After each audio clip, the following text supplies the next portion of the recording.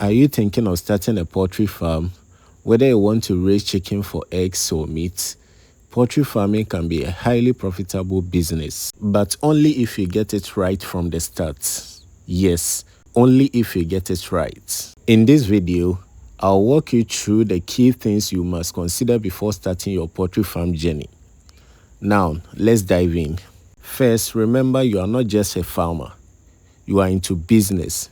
So first thing you need to consider is your business planning. Don't just enter into poultry farming because you saw someone doing it. Yes, and don't just buy chicks because you saw someone doing it.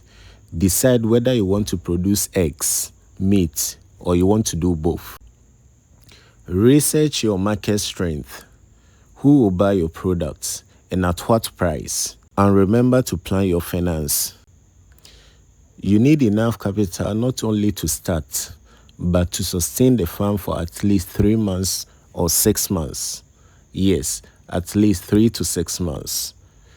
3 months for dual purpose and broilers, and 6 months for layers, cockerels, turkeys, and others. The second thing you need to consider is your location, pen construction, and equipment.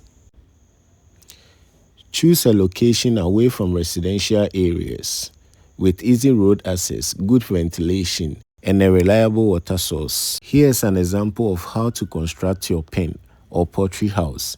Example, if you are thinking of starting your poultry farm business with just 100 birds, let's start with broilers in a deep litter system. So 100 broilers in a deep litter system, the recommended size is 1 square feet per bed. That's equal to 100 square feet.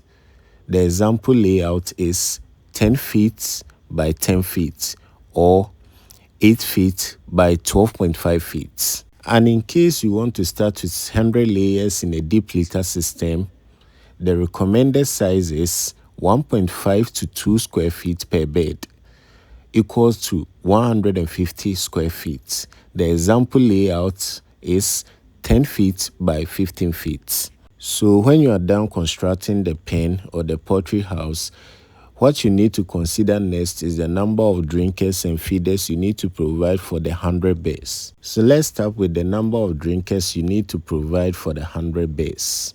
1 drinker per 25 to 30 birds. Remember, 1 drinker per 25 to 30 birds. So for the 100 birds, you need to provide 4 drinkers.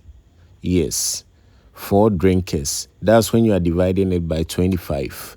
But when you are dividing it by 30 birds, you get 3.3. The run-up is still up to 4. So 4 drinkers for 100 birds. That's okay. So now we are done with the number of drinkers, and that's 4. Now let's get to the capacity. You need to know the capacity of drinker required for a day-old chick.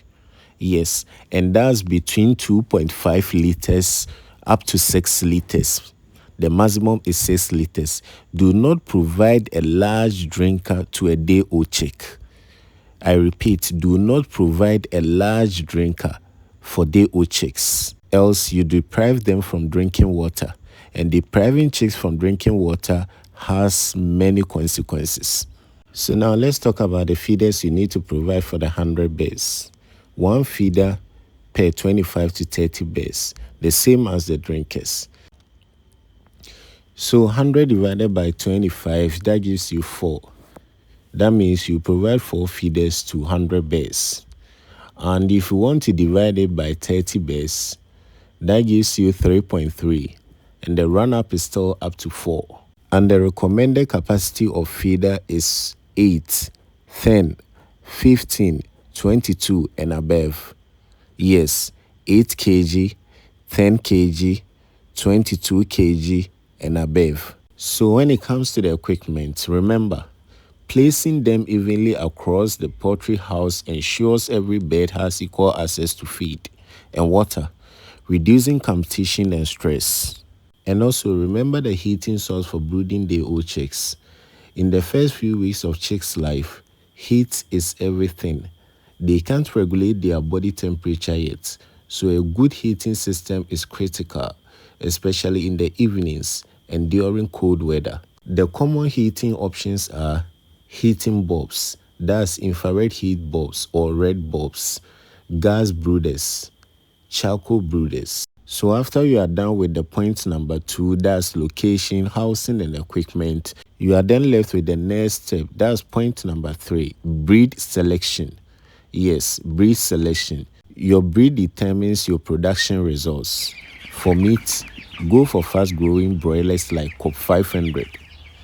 For eggs, breeds like Lohman Brown or Isa White are excellent breeds. Yes, Lohman Brown or Isa Brown, or you can either choose Lohman White or Isa White.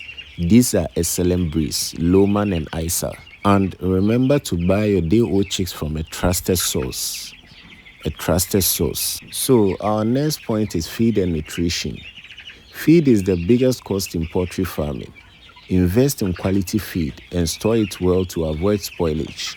If you have the knowledge and equipment, making your own feed can save you money. Point number 5, health and disease control. Stick to a vaccination schedule and maintain strict hygiene. Have a vet and watch out for early signs of illness. Prevention is far cheaper than treatment. Remember that. Prevention is far cheaper than treatment. Point number 6, labor and management. Hire trained workers and keep proper records of feed use, mortality, egg production, and sales. Good management is the difference between profit and loss. Yes. Point number 7, market and sales strategy.